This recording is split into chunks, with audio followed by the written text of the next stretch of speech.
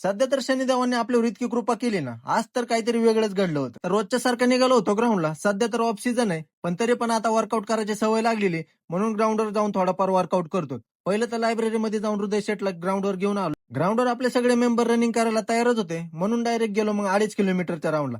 सध्या काही जास्त वर्कआउट नसल्यामुळं फक्त 2.5 किलोमीटरचा एक राऊंड मारला. आता मोदीजी म्हणलेले की पेट्रोल कमी वापरा, पण आमचं पेट्रोल तर इथं बाटलीत काढण्याचं काम चालू होतं. आता पण नियमांचं पालन कोणीतरी करायला पाहिजे ना, म्हणून मग आम्ही इलेक्ट्रिक गाडीसोबत मस्ती करत होतो. आम्ही तर मस्ती करण्यातच बिझी होतो, पण तोपर्यंत इकडे क्रिकेट खेळणाऱ्या पोरांनी तर गाडीची खोपडी पण फोडलेली. आता काल पण थोडीशी फुटलेली आणि आज तर जेवढी नाही तेवढी पण सगळी फोडून टाकली. सध्या तर एवढी वाईट परिस्थिती चालू आहे आणि त्याच्यात ह्यो दुष्काळात 13वा धंदा झाला होता. घरी आलेलं पहिलं म्हणलं की खोपडी बदलाय जावं, पण घरी आल्यावर लगेच आईनं दुसरंच काम लावलं होतं. गावाकडून धान्य आलतं, तेच ठेवायला आपल्याला स्टँड बनवायचं होतं. त्याच्यामुळे पहिलं यांना माप देऊन टाकलं. त्यांचं माप देऊन झाल्यावर पहिलं फ्रेश झालो आणि रॉबिन अण्णाला घेतला आणि डायरेक्ट पोहोचलो मग सर्व्हिस सेंटरला. तिथे गेल्यावर लगेच गाडीचं काम चालू केलं. आता 400 रुपयाची खोपडी घेतली होती. ज्यांनी फोडली त्यांनी तर पैसे दिलेच होते. दिवसभर उन्हात फिरू फिरू लईच ऊन लागत होतं आणि सध्या ही भोर दूध डेअरीची लस्सी पण खूपच फेमस आहे, म्हणून दोघं जण गेलतो लस्सी प्यायला. पहिली तर प्लेन लस्सी घेतली आणि त्याच्यानंतर मँगो. मस्तपैकी मग लस्सीचे 2-2 ग्लास ओढले आणि घरी आलो. घरी आल्यावर हे आपलं तर काम चालूच झालं होतं,